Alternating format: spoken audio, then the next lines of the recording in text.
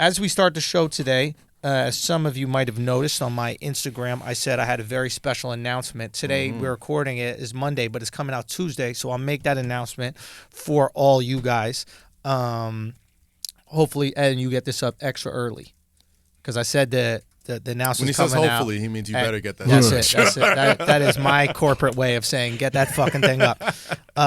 But yeah, so 10 a.m. Eastern Standard Time, this is coming out, and basically the announcement is this: I want to speak about a journey that I've been on, that we've kind of all been on. A lot of you listeners have been on from the beginning with me. Some of you have come on midway through. Some of you come on at this tail end, and I'm truly appreciative of all of you guys.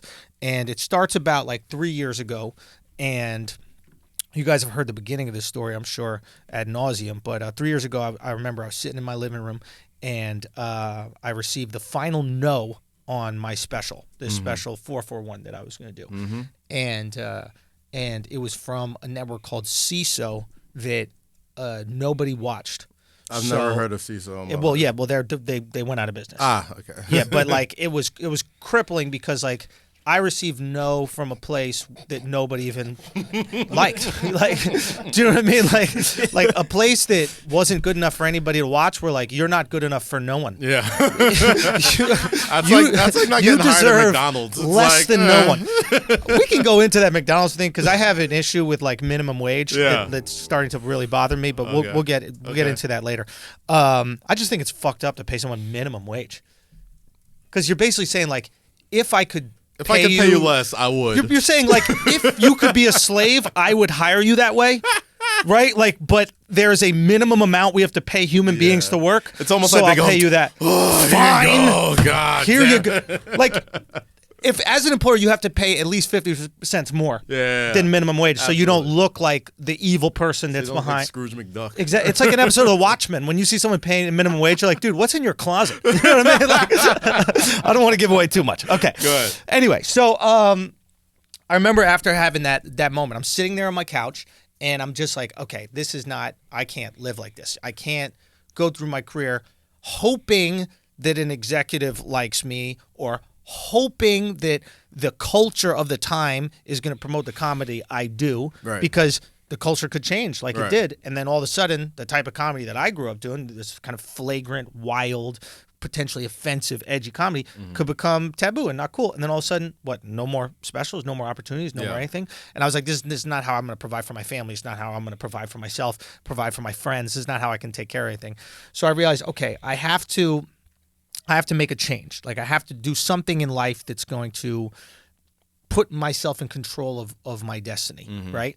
And I realized that the only way to do it was like follow the people that I thought had control of their destiny, right? Like you know, the Tyler Perrys, it's like the Walt Disneys, you know, even like the Rudy Ray Moore, that's the guy who Dolomite is about, if any of you guys saw, right? Yep. It's like these people invested not in the industry but in the people, right? And even Russ, like, you said Russ is a Russ, huge shout out to Russ, because he was the one who inspired the new joke every week, right? Yes. And because he was doing a new song every week. Yes. But it's like this investment in the people, right? It's like, before that, you invest in the industry. It's like, how do I make a clean 5 minutes? How do I make a good clean 30 minutes? Or how do I have a palatable this, that, the other? And I was like, fuck that. I want to be completely authentic with the people. And I truly believe that if I had a deep connection with them, and they felt like I respected them, and they felt like what I was giving them was truth, right? That they would bring me to the top, and they would spread the word, and it would be this really organic thing happen. I was like, that's the only way you have control of the. There's no way otherwise. And I sat there and I go, okay, I will allow the people to bring me to the top, or the people to crumble me. If I give it to the people and nobody likes it and they say, go fuck yourself, I can accept that. Yeah. But I will it's not. It's always good to go out on your sword. Exactly. I will never allow someone in a suit to decide what happens to me in my career. The people will always be the ones at the end of the day. Jury your peers. You know what I mean? Ain't going to be some emperor who goes thumbs up, thumb down. There's going to be millions of people who go thumbs up, thumb down. Gotcha. And I'm fine. I can live with that one. You know what I mean? Yeah. But the idea of like one person having my destiny in their hands, it's bullshit. It's bullshit in most situations. That's how you get your head cut off. Yeah. You know what I mean? Like, that's how emperors die. Yeah. Right? Yeah. It's like they say no to the wrong person. Right? And then that happens every fucking day. Every day. Most kings get their head cut off, and it's usually by one guy. So because he's like, yo, you're not representing what we want. Right? So at the end of the day, I realized that the industry is nothing without the people. Right? So I'm like, okay, boom. We just got to go right to the people, say, fuck it. We create our own industry. We do all that. And I go, you know what I can do is I can give away all this stuff. Before that, comics, we always hoarded our material for a special. And I'm like, why don't I do the exact opposite? Why don't I give it all away? And if the people fuck with it, they'll come up to my live shows and I can afford to, feed my family. I afford to do all these things like that. Right. And it works. Right? I start selling tickets. Everything's good. And I find this thing, this kind of like hack of the system, and I realize, you know what? It's probably better to share this. I think a lot of times what happens is like when you find some way of making money or having success, like people hoard it. Like the first I think people to find a way to like tame horses. That was technology back in the day. Yeah. And you know what they did? They're like, yo, don't give this out. This is advantage. You got to come to our guy. We're the only guys who could train horses. Boom. Come get money with me. Yeah, right. Makes sense. And I was like, fuck it. This is how the game should be played. I thought that there was value in just giving back because I remember going in that moment. I was like, if I get any success, I will bestow this upon the other people who I think will do the same thing with it. Because it goes back to your original plan of like going with the people, and that's not just selling tickets. That's with the community. That's how you build. That's how you build industry, right? Exactly, it's like that's how you take something from the ground up. It's not just you hoarding everything. It's you sharing, and then it becomes ubiquitous. It becomes ubiquitous with comedy, right? That's the same reason why I do so many fucking interviews and podcasts. People are like, yo, how do you get in so your hands in so many things? Like I tell them, I'm like, listen, like you have to keep your, there's no point in hoarding all this information if you can't, use it to better people, and in the weird way, you're kind of bettering yourself as well, because now you got to evolve. 100%. Right. And you get pushed. Yes. You know what I mean? It's like once somebody does something better, now it makes me go, okay, now we got to be better than that. Right. It just pushes the art, and it's great. I mean, we did things. I think once you experience a little bit of power in your industry, it shows a lot about who you are. Right. And if you're the type of person that wants to like hoard all that power, then you don't deserve the power. And if you're the type of person that wants to help other people who deserve it, I That's why when people say it's lonely at the top, it's bullshit. It don't have to be. It don't have to be lonely at the top. So, like, I thought we did the right thing. I thought we filming Giannis's special, doing these inside jokes, really trying to expose people here with these comics that they could be really friends with. Yes. And, like, just kind of, like, put people out on a platform when we start to have it. Even giving tough love to Akaash. Like, now Akaash is killing it. Though. He needed it. I remember the days where he was just like, he didn't want to. I remember the days when he didn't want to like meet people after shows, or was too scared to just put out his material. Put out material, be on social media. It's like and now look at him. He's fucking he's Mumbai killing on YouTube. He's international. He's doing shows. It's just a beautiful thing to see. Yeah. And I basically come to this moment where. We film Views from the Sis, right? Alex comes out, Matt comes out. We go to Europe. We film Views from the Sis, my special, which was before the Crowd Work special. And I have Views from the Sis, and I'm going out to LA, and I'm doing some podcasts, and I meet with this production company called Comedy Dynamics. Okay.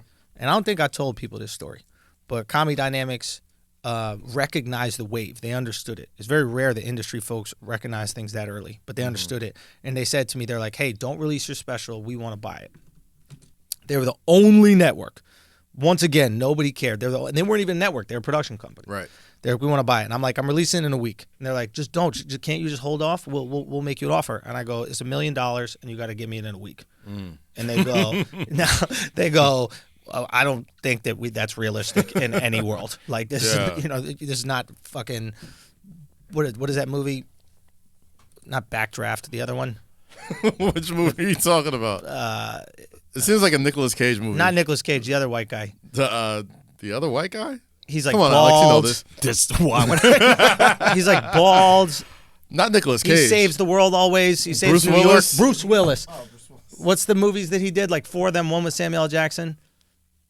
Fuck if I know. I didn't look it up. Samuel L. Jackson's is one. He did a bunch. It's always New York. Some Russian is about to blow up New York. Die Hard? Die Hard. There it is. Yeah. Really? No shit. Okay. Tie this together because I'm trying to see where this is. Anyway, that's some heist shit. It's like, I need $1 million by tomorrow night. Oh, like Speed? Whatever, exactly, right? And you're like, where the fuck are you get $1 million? You can't just go in a chase and get $1 million because Keanu Reeves says so, right? So the situation is, but I just said it, and it was one of those things where it was like, as a creative, just because nobody wants your thing doesn't mean it doesn't have value. Okay. You decide your value, right? And I remember thinking that, and I was like, you know how much shit is worth? That's how much you think it's worth.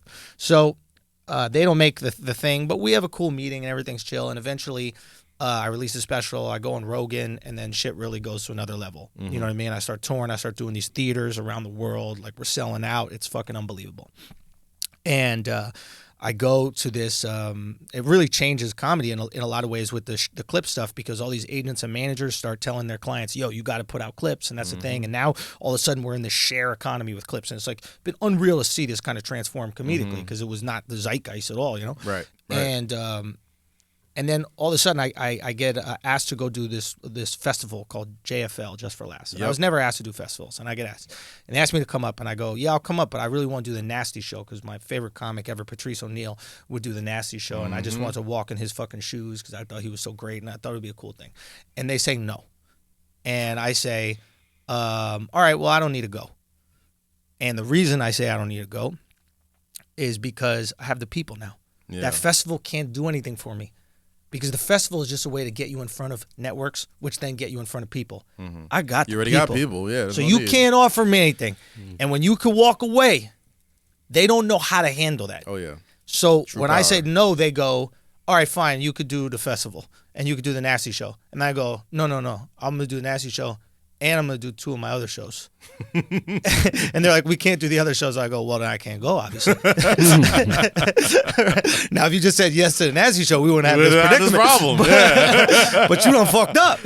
You let me know you really want me there. Right? So then they acquiesce. We do the Nasty Show, and then we do the 2 other shows, and I have a really good JFL. I come back from JFL, and we get a call, right, from Netflix. Now, some of you guys know my history with Netflix. Yes. People think I'm anti-Netflix. I'm not. I'm just making observations about Netflix.